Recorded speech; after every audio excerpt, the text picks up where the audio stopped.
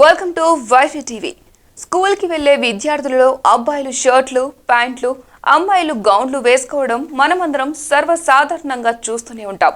అయితే ఇకపై ఈ అలవాటు మారనుంది. అబ్బాయిలు గౌన్లు, అమ్మాయిలు షర్ట్లు, ప్యాంట్లు వేసుకునే రోజులు వచ్చేసాయి. కాకపోతే ఆ రూల్ మన దేశంలో కాదు, ఐర్లాండ్లో అమలు చేస్తున్నారు.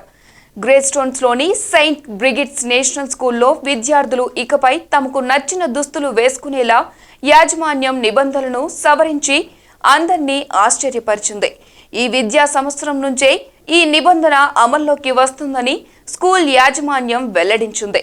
ప్రిన్సిపల్ మైరే క్యాస్టల్లో మాట్లాడుతూ, జెండర్ ఈక్వాలిటీలో భాగంగా మా స్కూల్లో విద్యార్థులు వారికి నచ్చిన దుస్తులు ధరించవచ్చు.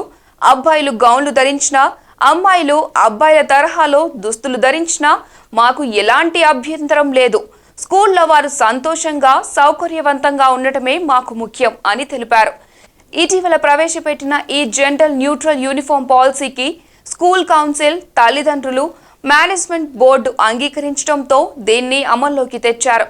అంతేకాదు, ఈ స్కూల్లో టాయిలెట్లు కూడా లింగ సమానత్వం పాటిస్తున్నారు.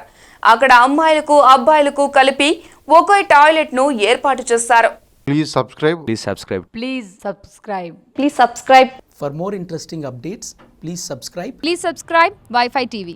ఈ వీడియో కనుక మీకు నచ్చినట్లయితే లైక్ చేయండి, షేర్ చేయండి, సబ్స్క్రైబ్ చేయడం మాత్రం మర్చిపోకండి. Please subscribe to Y5 TV.